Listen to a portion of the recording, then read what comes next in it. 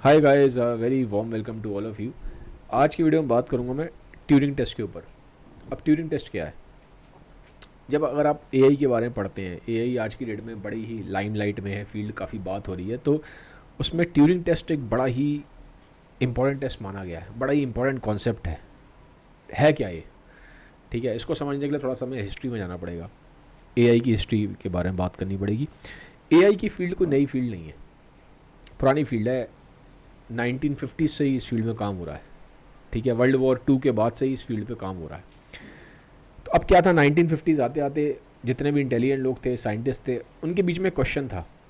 उन्होंने बोला, इस पे बात तो हो रही थी कि भैया ऐसी मशीन्स बनाई जाएं जो इंसानों जैसे काम करें, इंसानों जैसे बिहेव करें, इंसानों जैसे ही उनका दिमाग हो। तो उस पर बात हो रही थी, लेकिन ये डिसाइड कैसे हो कि जो मशीन है इसको हम इंटेलिजेंट कैसे बोलें? कैसे मालूम पड़े कि जो कंप्यूटर है अब ये इंटेलिजेंट हो गया है? कैसे डिसाइड हो? कोई क्राइटेरिया होना चाहिए। तो इस क्वेश्चन पे आगे सारे साइंटिस्ट अटक गए, कोई क्राइटेरिया डेवलप नहीं हो पा रहा था। तो सबने अपने अपने क्राइटेरिया दिए, लेकिन जो सबसे एक्सेप्टेड क्राइटेरिया उस टाइम पे था वो था एलन ट्यूरिंग। एलन ट्यूरिंग एक शख्स थे, ठीक है। तो उन्होंने एक क्राइटेरिया दिया जिसका नाम था ट्यूरिंग टेस्ट। तो उन्होंने पेपर पब्लिश किया था 1950 के आसपास। तो उस पेपर में उन्होंने उस टेस्ट के बारे में डिज़ाइन बताया पूरा कि भाई ये टेस्ट है, अगर ये टेस्ट कंप्यूटर पास कर लेता है तो दैट मीन्स कंप्यूटर के अंदर इंसानों जैसी इंटेलिजेंस आ गई है। हम मान लेंगे अगर कंप्यूटर ने वो टेस्ट पास कर लिया तो कंप्यूटर के अंदर इंसानों जैसी इंटेलिजेंस है। अगर कंप्यूटर वो टेस्ट पास नहीं कर पाता तो अभी यानी कि वो उतना केपेबल हुआ नहीं है कंप्यूटर। अब वो टेस्ट था क्या? जो ट्यूरिंग टेस्ट दिया, एक्सेप्टेड हो गया था क्या? इसको मैं समझाऊंगा, ठीक है। इसको समझ लीजिए क्योंकि बड़ा ही एक इंटरेस्टिंग कॉन्सेप्ट भी है और बड़ा फेमस कॉन्सेप्ट भी है, स्पेशली अगर आप एआई की फील्ड में थोड़ा इंटरेस्ट रखते हैं तो। इसमें क्या था कि जैसे कि मान लीजिए मैं बैठा हूँ, ठीक है। अब मेरे सामने मैं क्वेश्चन पूछूंगा मैं क्वेश्चन पूछूंगा। अब मेरे सामने एक आदमी बैठा है और एक मशीन है, ठीक है। मान लीजिए कंप्यूटर की मशीन है, ठीक है, मेरे सामने ही है। और मेरे को एक कंप्यूटर दे दिया गया जहाँ से मैं क्वेश्चन पूछूंगा, उन दोनों से, आदमी से ही पूछूंगा और इस मशीन से भी पूछूंगा, जो कंप्यूटर ही है वो भी एक, ठीक है। और मैं कंप्यूटर के थ्रू पूछ रहा हूँ, लिख लिख के, टेक्स्ट करके। अब क्या होगा? लेकिन क्वेश्चन पूछने से पहले मेरे और ये जो सामने मेरे कंप्यूटर और ये जो आदमी है इसके बीच में पर्दा गिरा देंगे, ताकि मैं पहचान ना पाऊँ कहाँ पे है, कौन कहाँ से आंसर आ रहा है, क्या हो रहा है, ठीक है। ताकि बस मुझे पता है कि उस साइड पे एक इंसान बैठा है और उस साइड पे एक कंप्यूटर है, ये मुझे पता है, मैं अवेयर हूँ। लेकिन बीच में पर्दा गिरा दिया गया है, इस साइड में मैं बैठा हूँ, मैं क्वेश्चन पूछ रहा हूँ कंप्यूटर से, ठीक है। अब क्वेश्चन मैं कैसे पूछ रहा हूँ? जैसे कि मान लीजिए मैंने पूछा कि सामने मान लीजिए जो इंसान बैठा है उसका नाम जॉन है। मैंने पूछा कि जॉन, आज तुम ऑफिस गए थे, तुमने क्या किया ऑफिस में? अब जॉन ने बताया कि जी मैंने तो ऑफिस गया था, मैंने ये किया, ठीक है। कंप्यूटर भी अब उसका आंसर दे रहा है। अब जनरली क्या होता है, अगर हम ऐसे सवाल पूछेंगे तो हमें पता होता है कि कंप्यूटर जो आंसर देता है वो बड़े मैथमेटिकली होते हैं और बड़े टेक्निकल लैंग्वेज में होते हैं। इंसान जो आंसर देता है बड़े ही इंसानों जैसी लैंग्वेज यूज़ करता है और इसमें इमोशंस भी होते हैं काफ़ी। तो हमें मालूम पड़ जाता है बड़ी ईजिली कि ये आंसर कंप्यूटर की साइड से आ रहा है या आदमी की साइड से आ रहा है। लेकिन अब मान लीजिए कंप्यूटर इतना इंटेलिजेंट हो जाए कि वो भी इंसानों की तरह ही चीज़ों को मैनिपुलेट करना शुरू कर दे, ठीक है। अपने जो जो आंसर करे उसमें वो भी इमोशंस लगाना शुरू कर दे, ठीक है, उसमें वो भी एडिटिंग करना शुरू कर दे।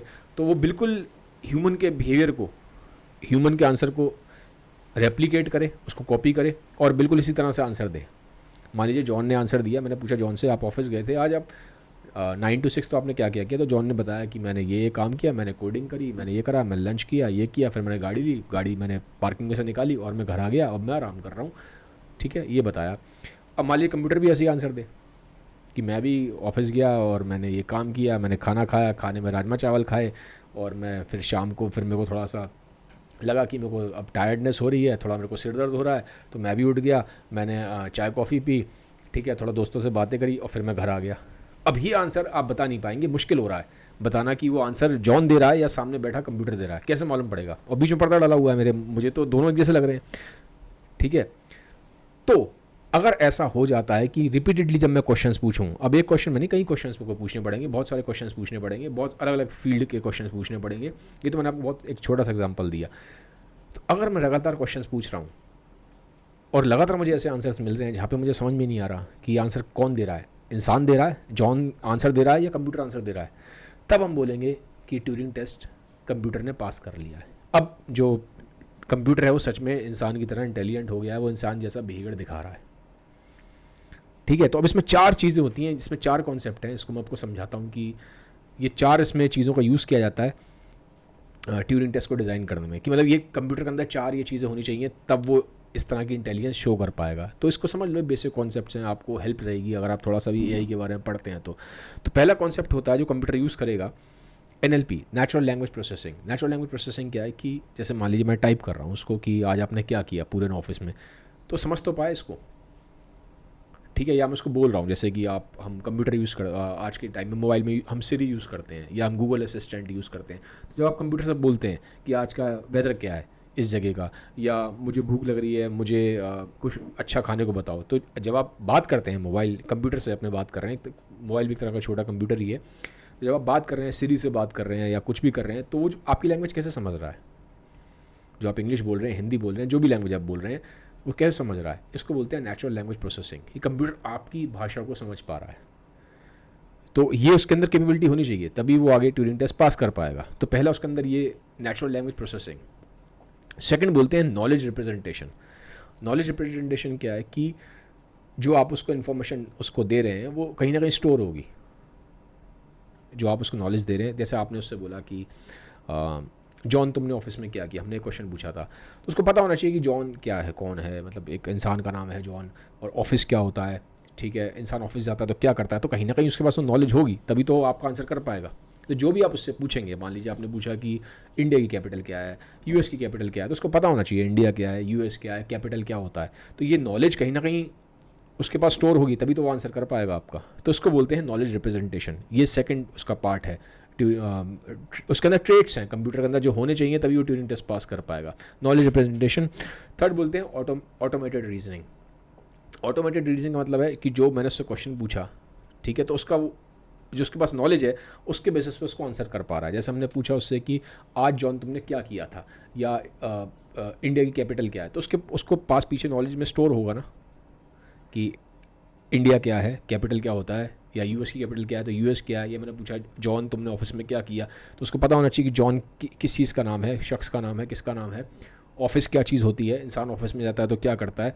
तो ये नॉलेज उसने स्टोर करी नॉलेज रिप्रेजेंटेशन में, और उसके बेसिस पे उसने आंसर किया।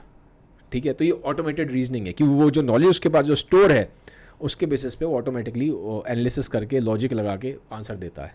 तो उसको बोलते हैं ऑटोमेटेड रीजनिंग। ये उसका थर्ड कॉन्सेप्ट है।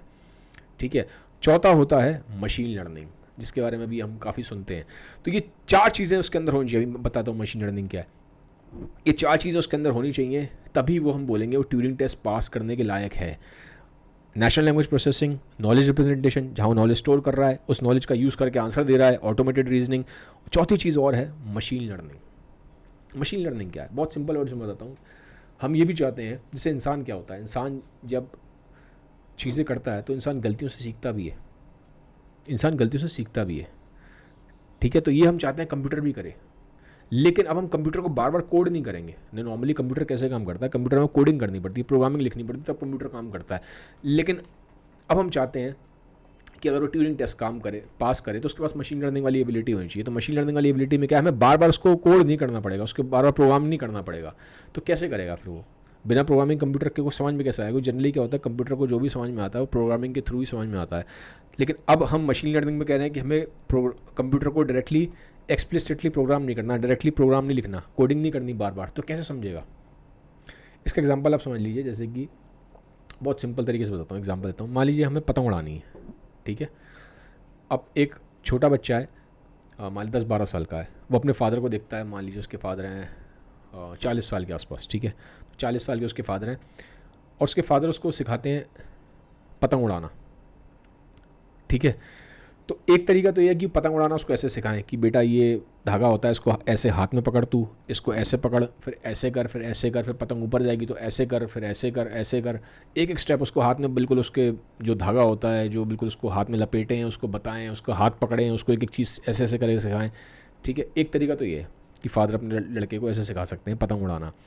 एक तरीका ये होता है कि फ़ादर बोलेंगे अपने लड़के को, तू यहीं पर रुक, आराम से बैठ, ठीक है, सिर्फ मुझे देखता जा, ठीक है। वो फादर पतंग उड़ा रहे हैं, लड़का सिर्फ ऑब्जर्व कर रहा है उनको। एक बार देखा, 2 दिन देखा, 3 दिन देखा, 4 दिन देखा, लगातार 1 महीना 2 महीना फादर उसको रोज़ दिखा रहे हैं कि भाई देख मैं पतंग उड़ा रहा हूँ, तू देखता रहे। अब 2 महीने बाद उसके फादर ने बोला कि अब तुमने 2 महीने मुझे ऑब्जर्व कर लिया है, तुम्हारे पास सफिशिएंट डेटा आ गया, एक तरह से डेटा ही तो है कि रोज़ फादर को पतंग उड़ाते हुए देख रहा है। अब 2 महीने बाद फादर ने बोला कि अब तुम खुद पतंग उड़ाओ। तो अब लड़के ने वो पतंग उड़ाना शुरू कर दी। 1-2 बार गलती करेगा कि पतंग नीचे गई तो ऐसे करना है, ऊपर गई तो ऐसे करना है, लेकिन धीरे धीरे धीरे धीरे सीख जाएगा अपनी गलतियों से। तो यहाँ पे क्या हो रहा है, वो देख देख के सीख रहा है। फादर ने जो उसको पूरा एक तरह से क्या किया, फादर ने उसको ट्रेन किया, लेकिन ट्रेन कैसे किया, उसको हाथ पकड़ के सिखाया नहीं है, सिर्फ उसको डेटा दे दिया। डेटा कैसे दिया, वो देख रहा है फादर को कि फादर पतंग उड़ा रहे हैं, रोज़ उड़ा रहे हैं, लगातार 2 महीने तक देख रहा है, ठीक है। तो लगातार 2 महीने तक ट्रेन किया है, लेकिन उसको हाथ पकड़ के ट्रेन नहीं करा है, मतलब एकदम कि हाथ पकड़ के उसको बता रहे हैं ऐसे कर ऐसे कर, वो सिर्फ देख देख के सीख गया,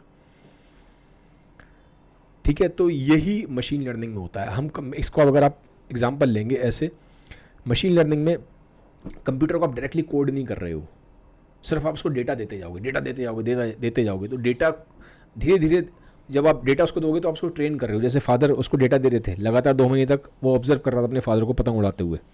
2 महीने बाद उसने उड़ाना शुरू करा, उसने गलतियाँ करी, लेकिन गलतियों से बार बार सीखेगा, गलती करेगा फिर सीखेगा, अपने आप सीखेगा। तो देख देख के सीख रहा है। तो इसी तरह कंप्यूटर में भी होता है, हम डेटा देते हैं, बहुत सारा डेटा देते हैं, उस डेटा के थ्रू हम कंप्यूटर को ट्रेन करते हैं, ठीक है। वो ट्रेनिंग डेटा होता है, बार बार उसको डेटा देंगे, बहुत सारा डेटा देंगे उसको, ठीक है। वो उससे ट्रेन होता जाएगा, गलतियाँ करेगा लेकिन सीखता जाएगा, गलतियाँ करेगा सीखता जाएगा। इसी को बोलते हैं मशीन लर्निंग। एग्जांपल इसका थोड़ा सा कंप्यूटर कंटेक्स्ट में दे देता हूँ। जैसे मान लीजिए आपने कंप्यूटर को बहुत सारी पिक्चर्स दी, टाइगर की और लायन की, ठीक है। मान लीजिए 5-10 हज़ार पिक्चर्स आपने उसको टाइगर की दे दी कंप्यूटर को, 5-10 हज़ार पिक्चर आपने कंप्यूटर को दे दी लायन की, ठीक है। तो अब ऑब्वियसली वो कुछ पैटर्न्स को रिकॉग्नाइज कर लेगा। जब 10,000 पिक्चर्स देख लेगा टाइगर की तो समझ जाएगा टाइगर्स में ये फीचर्स होते हैं, लायन में ये फीचर्स होते हैं, ठीक है। आपने इतनी सारी पिक्चर्स दी हैं, आपने इतना उसको ट्रेन कर दिया डेटा के साथ। तो अब मान लो आप उसको एक नई पिक्चर देते हैं, उसको ट्रेन कर दिया, आपने उसको एक नई पिक्चर दी। अब आप उससे पूछेंगे कि मान लीजिए पूछते हैं कि ये जो पिक्चर मैं नई दे रहा हूँ ये टाइगर की है कि लायन की। अब वो क्योंकि वो इतना ट्रेन हो चुका है, इतना उसके पास डेटा था, तो अब जब आप उसको नया उसका कोई डेटा सेट देंगे, कुछ नया उसको कुछ देंगे, वो बता देगा, क्योंकि उसने पीछे सीख लिया है कि वो अब जो नई पिक्चर आप उसको दे रहे हैं वो टाइगर की है या लायन की। अगर आप उससे पूछते हैं तो बता देगा। नहीं बताएगा, मान लो गलती भी करता है तो गलती से फिर सीखेगा, फिर उसके बाद आप उसको देंगे फिर वो सीख जाएगा। 3-4 बार हो सकता है गलती करे, लेकिन फिर गलतियों से कर करके वो उसको करेक्ट करके सीखता है।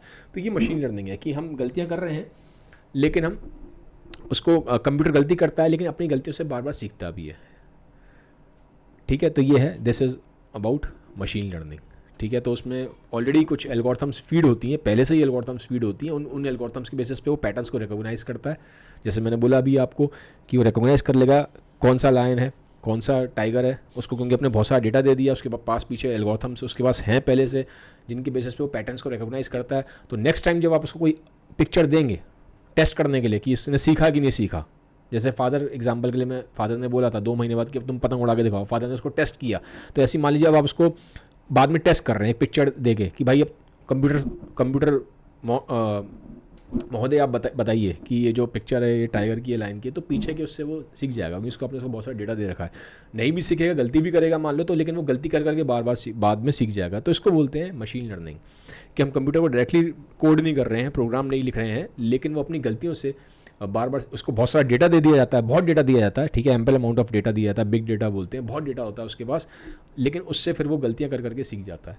तो ये मैंने आपको बहुत ही सिंपल तरीके से बताया। तो ये उसके पास 4 हमारे पास, जब हम वापस ट्यूरिंग टेस्ट पे आते हैं, कि जब कंप्यूटर के अंदर ये 4 ट्रेट्स होते हैं, ये 4 उसकी कैरेक्टरिस्टिक्स हैं, natural language processing, knowledge representation, automated reasoning और मशीन लर्निंग। ये 4 चीज़ें जब कंप्यूटर के पास होंगी तब कंप्यूटर इसका यूज़ करके ट्यूरिंग टेस्ट को पास करेगा, ठीक है। अभी तक ट्यूरिंग टेस्ट पास नहीं हुआ है, अभी तक पास नहीं हुआ है। अब हुआ क्या, लेकिन ये टेस्ट तो उन्होंने दिया था 1950s में, ट्यूरिंग ने, एलन ट्यूरिंग ने। 1991 आते आते, ठीक है, अराउंड 40 साल के बाद एक और शख्स थे, इनका नाम था डॉक्टर डेविड हार्नेट करके, डॉक्टर डेविड हार्नेट।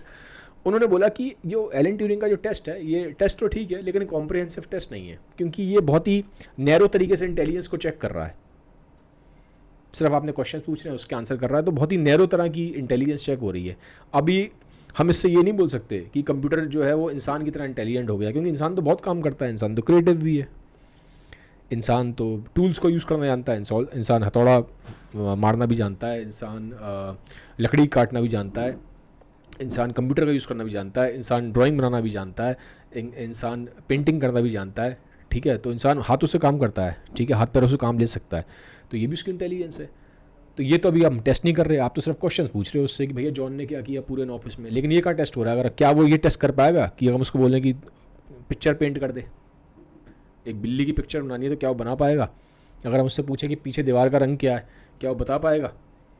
क्या वो हथौड़े से अखरोट तोड़ पाएगा? क्या वो पेड़ काट सकता है? ठीक है, तो क्या वो इस तरह की इंटेलिजेंस दिखा पा रहा है? क्योंकि ये ह्यूमंस की इंटेलिजेंस है, तो हम अगर वो दिखा नहीं पा रहा तो हम कैसे बोलते हैं कि ह्यूमन की तरह इंटेलिजेंट हो गया है?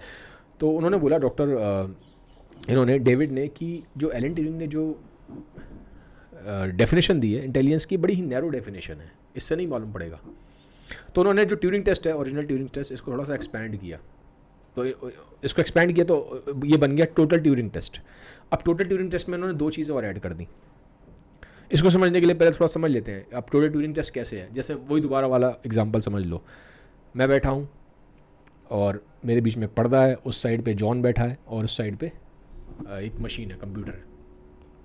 अब मैं बोलता हूँ दोनों को कि आप मुझे जॉन को और कंप्यूटर को कि मुझे एक पेंटिंग बना के दो बिल्ली की। अब बिल्ली की पेंटिंग बना के देंगे दोनों। अब क्या मैं बता पा रहा हूँ कि वो पेंटिंग जॉन ने बनाई है, कंप्यूटर ने बनाई है? या मैं दोनों को बोलूँ कि आपके पीछे जो दीवार है उसका रंग क्या है, बताओ? तो अब दोनों को फिर पीछे मुड़ना पड़ेगा, देखना पड़ेगा, ठीक है। तो अब ये एक तरह से मैं बिल्कुल जो ह्यूमंस काम करते हैं वैसी चीज़ें पूछ रहा हूँ, वो वैसे वाले काम बोल रहा हूँ, क्योंकि खाली अब मैं क्वेश्चंस नहीं पूछ रहा। अब इसमें तो उनको और तरह की इंटेलिजेंस भी चाहिए, ठीक है। अब इसमें क्या क्या चाहिए? अगर अब मैंने आपको बोला कि बिल्ली की तरह पिक्चर बनानी है, बिल्ली की पिक्चर बनानी है, तो क्या चाहिए इसमें? आपको विज़न चाहिए, 2 चीज़ें चाहिए, कंप्यूटर का विज़न होना चाहिए और पिक्चर बनाने के लिए हाथ चलने चाहिए। तो यहाँ पे अब कंप्यूटर में एक चीज़ और आनी चाहिए। 4 मैंने आपको पीछे बताई थी ट्यूरिंग टेस्ट के, 5th और ऐड करी गई है टोटल ट्यूरिंग टेस्ट में, कंप्यूटर विज़न। कंप्यूटर देख पाए, तभी तो बना पाएगा बिल्ली को, बिना देखे कैसे बनाएगा? वो कहीं ना कहीं उसके पास वो होना चाहिए ना, बिल्ली समझे, बिल्ली को देखे, तो कंप्यूटर विज़न होना चाहिए। जब मैं उससे बोल रहा हूँ, या मान लीजिए इस पर मैं उससे बोला पीछे दीवार का रंग क्या है, तो दीवार का रंग कैसे बताएगा कंप्यूटर? जब पीछे मुड़ेगा, देखेगा दीवार का रंग है, तो विज़न होगा, तभी तो समझ पाएगा कि पीछे दीवार का रंग क्या है। कंप्यूटर के पास आंखें चाहिए, बिना आंखों के कंप्यूटर कैसे बता पाएगा? मैंने उससे पूछा पीछे की दीवार का रंग क्या है, तो हमें उसको एबिलिटी देनी पड़ेगी, तो उसको बोलते हैं कंप्यूटर विज़न। अब आज की डेट में भी यूज़ होता है, आप देखते हैं जैसे आप मोबाइल यूज़ करते हो आप, तो आप मोबाइल में जब आप अपना फेशियल रिकॉग्निशन करता है, पासवर्ड आपका ऐसे ही खुल जाता है, आप उसमें एंटर नहीं करते हो नंबर को, सिर्फ आपका फेस से ही आपको रिकॉग्नाइज करके पासवर्ड खोल देता है। सेल्फ ड्राइविंग कार है, सेल्फ ड्राइविंग कार में कार कैसे चल रही है? जब तक उसके अंदर वो कंप्यूटर विज़न नहीं होगा तो कैसे चला पाएगा? तो ये यूज़ हो रहा है कंप्यूटर विज़न। तो कंप्यूटर में हमें विज़न देना पड़ा। फिर हमें क्या देना पड़ेगा? हमें कंप्यूटर के अंदर ऐसी एबिलिटी देनी पड़ेगी रोबोट्स वाली, कि वो मैंने बोला हथौड़े का यूज़ कर पाए, या आपने बोला पेंटिंग बनानी है कैट की, तो हाथ में जब उसको पकड़ेगा पेन को या पेंसिल को, कलर भरेगा, तो उसके लिए उसके पास कंप्यूटर का एबिलिटी होनी चाहिए ना, मूव करने के लिए हाथ को। या मैंने बोला पीछे मुड़ के आप रंग बताओ दीवार का, तो पीछे मुड़ने के लिए पीछे मुड़ेगा तभी तो बता पाएगा, ठीक है। तो ये अब रोबोट्स वाली फिर चीज़ें आ गई, रोबोट वाली एक्टिविटी, उसके हाथ पैर अपने मूव कर पा रहा है, तो यहाँ रोबोटिक्स इंक्लूड होता है। तो कंप्यूटर विज़न और फिर रोबोटिक्स ऐड किया गया टोटल ट्यूरिंग टेस्ट में। और टोटल ट्यूरिंग टेस्ट इसलिए किया गया था ताकि उसको और हम चीज़ों के लिए भी चेक कर पाएँ, क्योंकि ह्यूमंस खाली आंसर नहीं दे रहे हैं, बहुत कुछ और भी करते हैं जो मैंने आपको बताया। तो टोटल ट्यूरिंग टेस्ट ज़्यादा कॉम्प्रिहेंसिव है ट्यूरिंग टेस्ट के मुकाबले। तो क्या ये टेस्ट पास हुए हैं? क्या टोटल ट्यूरिंग टेस्ट पास हुआ अभी तक? अब देखिए, इस पर क्लेम करे गए। 2014 में काफ़ी बड़ा क्लेम हुआ था, जिसमें एक प्रोग्राम था यूजीन गूस्टमैन करके, ठीक है, आप नेट पे सर्च कर लीजिएगा, यूजीन गूस्टमैन, ठीक है, EUGENGOOSTMAN, ठीक है, यूजीन गूस्टमैन। तो इसमें 33% ऑफ द जजेस थे, वो पहचान नहीं पाए कि वो जो चीज़ें हैं जो बताई गई वो कौन कर रहा है, कंप्यूटर कर रहा है कि इंसान कर रहा है। लेकिन बाद में फिर उसको इनवैलिड करा गया, टेस्ट को बोला गया ये नहीं है, अभी ये क्राइटेरिया भी फुलफिल नहीं हुआ है। तो फिलहाल अभी तक टोटल ट्यूरिंग टेस्ट पास नहीं हुआ है, ठीक है। ये एक डिबेट का ऑब्वियसली टॉपिक है कि हुआ है कि नहीं हुआ। बहुत जगह बोला जाता है कि एक तरीके से आज नहीं हुआ, जैसे चैट जीपीटी है, लेकिन अब चैट जीपीटी अभी जनरल इंटेलिजेंस नहीं है, ठीक है। चैट जीपीटी क्या कर रहा है, अगर हम चैट जीपीटी की बात करें या इस तरह के जितने भी जो चैट बॉट्स आ गए हैं जो लार्ज लैंग्वेज मॉडल्स पे बेस्ड हैं, गूगल का बार्ड है या माइक्रोसॉफ्ट का बिंग में उन्होंने लगाया था, तो ये सब क्या है, ये अभी भी बहुत तक नैरो एआई हैं, ठीक है, मतलब स्पेसिफिक टास्क कर रहे हैं। ये पूरी तरह से जैसे मैंने बताया टोटल टेस्ट वाले टास्क नहीं कर पाएंगे अभी, ठीक है। तो जनरल लेवल की इंटेलिजेंस नहीं है, तो फिलहाल टोटल ट्यूरिंग टेस्ट अभी क्रॉस नहीं हुआ है, मतलब अभी मशीन्स के पास इतनी इंटेलिजेंस नहीं आई है, लेकिन हमें नहीं मालूम फ्यूचर में ऐसा होगा कि नहीं होगा। सॉफ्टवेयर को अगर हार्डवेयर से जोड़ दिया जाए, रोबोट्स में अगर उस तरह की सॉफ्टवेयर एम्बेड कर दिए गए तो माइट इज पॉसिबल, तो होगा नहीं होगा पता नहीं, but it's a fascinating field of study. Future क्या होगा, लेट्स सी। आप मुझे बताइए आपको ये वीडियो कैसा लगा और आपको क्या लगता है कि क्या टोटल आने वाले टाइम में टोटल ट्यूरिंग टेस्ट पास होगा या नहीं होगा। साथ ही साथ एक चीज़ और बता देता हूँ मैं आपको, जाते जाते इसको मैं कंप्लीट कर दूँ कंप्लीशन के लिए, कि बहुत बार आज की डेट में जो रिसर्चर्स हैं वो उनका फोकस बहुत ज़्यादा टोटल ट्यूरिंग टेस्ट पास करवाने पर नहीं है, ठीक है। ये भी एक चीज़ है कि जैसे मैंने बोला ना कि टोटल ट्यूरिंग टेस्ट से मालूम पड़ेगा कि मशीन उस लेवल की इंटेलिजेंस पास कर पाए कि नहीं पास कर पाए। वो कहते हैं खाली इससे हमें नहीं मालूम पड़ेगा, ठीक है। इस कॉन्सेप्ट को अगर बहुत अच्छे समझना है ना आपको, ट्यूरिंग टेस्ट को, टोटल ट्यूरिंग टेस्ट को, जो मैंने बताया, इसके लिए नेटफ्लिक्स पे डॉक्यूमेंट्री है एक्स मशीना करके, एक्स मशीना, वो देखिएगा। इट्स अ फैसिनेटिंग मतलब एक मूवी है पूरी, बहुत अच्छी है, तो आपको मालूम पड़ेगा। थोड़ी जो मैंने कॉन्सेप्ट बताया ना ट्यूरिंग टेस्ट, वो आपसे क्लियर हो जाएगा। मूवीज़ के थ्रू में ज़्यादा चीज़ें क्लियर होती हैं, आर्ट है, इमोशंस को इवोक करती है। तो हाँ, अब बात करते हैं इस चीज़ पे कि जैसे साइंटिस्ट अब इस पर ज़्यादा ध्यान नहीं देते हैं कि क्या कंप्यूटर ट्यूरिंग टेस्ट को बीट कर पाएगा कि नहीं कर पाएगा, क्योंकि उनका ऐसा मानना है कि इंटेलिजेंस के लिए हमें ये ज़रूरी नहीं है कि कोई चीज़ तभी इंटेलिजेंट होगी जब हम बिल्कुल ह्यूमंस जैसी इंटेलिजेंस को बीट कर पाएंगे। जैसे एग्जांपल के लिए, जब राइट ब्रदर्स थे, राइट ब्रदर्स ने एरोप्लेन बनाया था, तो अब पहले तो क्या था, एरोप्लेन बना रहे थे तो वो बैठ के बर्ड्स को देखते रहते थे कि बर्ड्स कैसे उड़ती हैं, बर्ड्स कैसे उड़ रही हैं, बर्ड्स के पंख कैसे चल रहे हैं, बर्ड्स कैसे फ्लाइट करती हैं, लेकिन उससे फिर उनको सक्सेस नहीं मिली। तो उन्होंने कहा हमें बर्ड्स पे ध्यान नहीं देना चाहिए, अगर हमें अच्छा एरोप्लेन बनाना है तो बर्ड्स को छोड़ें, हमें क्या करना चाहिए, हमें फोकस करना चाहिए एरोडायनेमिक्स के प्रिंसिपल्स पे, हमें फोकस करना चाहिए विंड टनल्स पे। विंड टनल समझते हैं, विंड टनल्स क्या होती हैं कि जैसे कि मान लीजिए आप अभी एक कार्डबोर्ड ले लीजिए, पूरा बंद कर दीजिए, उसमें एक छेद कर दीजिए और उसमें बहुत तेज़ हवा भर दीजिए, एक पंखा लगा दीजिए उस कार्डबोर्ड के अंदर, उस छेद से बहुत तेज़ हवा जाए, और उसमें फिर आप छोटा सा कोई कार रख लीजिए, छोटी सी कार जो होती है टॉय कार, वो रख लीजिए, या कुछ भी एक टॉय रखिए। फिर देखिए उस कार्डबोर्ड के अंदर जब आप हवा फेंक रहे हैं तो उस छोटी सी टॉय कार पे क्या असर पड़ता है, या कोई भी चीज़ है उस पर क्या फ़र्क पड़ता है, ठीक है। तो जो विंड टनल्स होते हैं ना, जो होते हैं वो बहुत बड़े बड़े होते हैं, तो वहाँ पे बहुत हवा, बहुत तेज़, बहुत प्रेशर से हवा फेंकी जाती है उन टनल्स के अंदर, और फिर उसमें कारें, एरोप्लेन, उनका मूवमेंट करके देखा जाता है कि जो इतने हवा तेज़ जब चलती है, एयर का प्रेशर होता है, तो ये कैसे बिहेव करते हैं। तो राइट ब्रदर्स ना, जो साइंटिस्ट थे उस टाइम पे, उन्होंने इस चीज़ को पढ़ना शुरू करा। उन्होंने कहा हम बर्ड्स को नहीं पढ़ेंगे, हम ये देखेंगे कि ये जो चीज़ें हम बनाने की कोशिश कर रहे हैं इन पे एयर का असर होता कैसे है। एरोडायनेमिक्स को पढ़ना शुरू करा उन्होंने, एरोनॉटिकल जो फील्ड थी उस पर ज़्यादा फोकस करना शुरू करा, जो प्रिंसिपल्स थे, फंडामेंटल प्रिंसिपल्स एरोडायनेमिक्स के, उसको पढ़ना शुरू करा। उनका बर्ड्स पे नहीं करना है फोकस। तो आज की डेट में भी जब अगर वो अच्छे एरोप्लेन्स डिज़ाइन करते हैं तो एरोडायनेमिक्स का यूज़ करते हैं, वो विंड टनल्स का यूज़ होता है, जो मैंने आपको बताया, वो बर्ड्स को नहीं पढ़ते रहते, ठीक है। तो अब यही चीज़ साइंटिस्ट भी बोल रहे हैं, वो कहते हैं अगर हमें इंटेलिजेंस पे ही फोकस करना है तो हम खाली ह्यूमन से क्यों कंपेयर करें, खाली हम ह्यूमंस की इंटेलिजेंस को क्यों समझते रहें। वो कहते हैं उससे बेटर ये है कि हम ये समझें कि अंडरलाइंग प्रिंसिपल्स क्या हैं इंटेलिजेंस के, ह्यूमन से कंपैरिजन करना बंद करें मशीन्स का। वो कहते हैं हम वो उसको छोड़ें कि, क्योंकि ट्यूरिंग जो एलन ट्यूरिंग थे वो तो सीधा कंपैरिजन ह्यूमंस के इंटेलिजेंस से ही कर रहे हैं। वो कहते हैं हम इस पर नहीं कर रहे, अब हम जो इंटेलिजेंस के अंडरलाइंग प्रिंसिपल्स हैं उसको पढ़ेंगे, ठीक है। तो काफ़ी फैसिनेटिंग फील्ड है ये। और ये भी बोला जाता है, अगर आप देखेंगे, जैसे कि मान लीजिए अगर आज के डेट में कोई फिजिक्स पढ़ता है या और कोई फील्ड पढ़ता है जो मतलब हार्ड साइंसेज हैं, लाइक फिजिक्स है, केमिस्ट्री है, बायोलॉजी है, ये वाली जो फील्ड्स हैं, इसमें अगर आप देखेंगे तो ऑलरेडी बहुत बड़े बड़े इन्वेंशंस और बहुत बड़ी बड़ी जो प्रिंसिपल्स हैं उन पे काम हो चुका है ऑलरेडी। जो लास्ट 20th सेंचुरी थी उसमें बहुत कुछ काम हो चुका है, जैसे कि एल्बर्ट आइंस्टाइन हैं, एडिसन थे, तो टेस्ला हुए, निकोल टेस्ला हुए, या न्यूटन हुए, तो इन्होंने ऑलरेडी बहुत बड़े बड़े जो प्रिंसिपल्स थे, यूनिवर्स के लॉज थे, उन पर काम कर दिया। तो बहुत ज़्यादा कुछ इतना नहीं बचा है कि उसमें आप कर पाएंगे काम। एआई की फील्ड को बोला जाता है कि ये एक ऐसी फील्ड है जिसमें अभी बहुत कुछ है, बहुत कुछ इसमें पोटेंशियल है, इस फील्ड में अभी बहुत सारे न्यूटन्स और आइंस्टाइंस बन सकते हैं।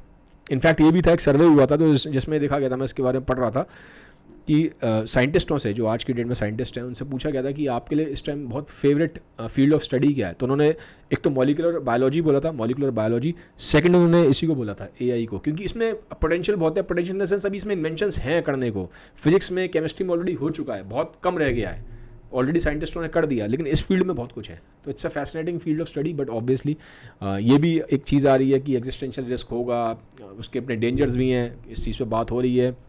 अराउंड 28,000 लोगों ने, जो वर्ल्ड के बड़े बड़े लोग हैं, उन्होंने साइन किया है एक उस पर पेपर पे कि जो उसकी प्रोग्रेस है उसमें थोड़ा सा चेक लगाया जाए, इतनी जल्दी उसको एडवांस ना करने दिया जाए, because it can pose a risk. ठीक है, तो प्रॉब्लम्स आ सकती हैं ह्यूमंस को, हर फील्ड में आ सकती हैं। लेकिन ऑब्वियसली जब टेक्नोलॉजी से प्रॉब्लम्स होती हैं, लेकिन उसके बेनिफिट्स भी बहुत सारे होते हैं। तो ये तो आने वाला टाइम बताएगा कि कैसे उसको मॉड्यूलेट किया जाएगा, इस फील्ड को कैसे कंट्रोल किया जाएगा। But I sincerely believe that अगर हम इसको ठीक से करते हैं इस फील्ड में काम, तो it's a fascinating field of study. But obviously हमें ये बात भी ध्यान रखना पड़ेगा, एथिकल कंसिडरेशंस इंपॉर्टेंट है। इसके बारे में मैंने कई चीज़ों में बात करी है, इस पे भी इंपॉर्टेंट है। यूनिवर्सल बेसिक इनकम पे बात हो रही है, इस पे बात हो रही है कि इंक्लूसिव ग्रोथ हो, जो लोअर सेक्शन ऑफ सोसाइटी है उसकी भी ग्रोथ होना बहुत ज़रूरी है। क्योंकि ये ना हो कि खाली एक ही सेक्शन सोसाइटी का ग्रो करता जाए, बाकी सेक्शंस जो हैं वो उनको प्रॉब्लम्स हो। तो इस पे भी ध्यान रखना ज़रूरी है। तो ग्रोथ हो, इंक्लूसिव ग्रोथ हो, एथिकल कंसिडरेशंस को ध्यान रखना चाहिए। और जो उसके थ्रू जो रिस्क आता है, या जो उसके थ्रू, इस टेक्नोलॉजी के थ्रू जो डेंजर आता है, उसको किसी ना किसी तरह से हमें मिनिमाइज़ करना चाहिए। तो ये था आज का वीडियो। मैंने आपको एक बहुत डिटेल में बता दिया ट्यूरिंग टेस्ट के बारे में और उसके अंडरलाइंग इसमें क्या क्या प्रिंसिपल्स चलते हैं। बाकी जैसे जैसे आगे मैं पढ़ता जाऊँगा चीज़ों के बारे में, एआई के बारे में आपको बताता जाऊँगा। अगर वीडियो अच्छा लगा तो काइंडली से शेयर ज़रूर कर दीजिएगा। Have a nice day, bye bye, take care.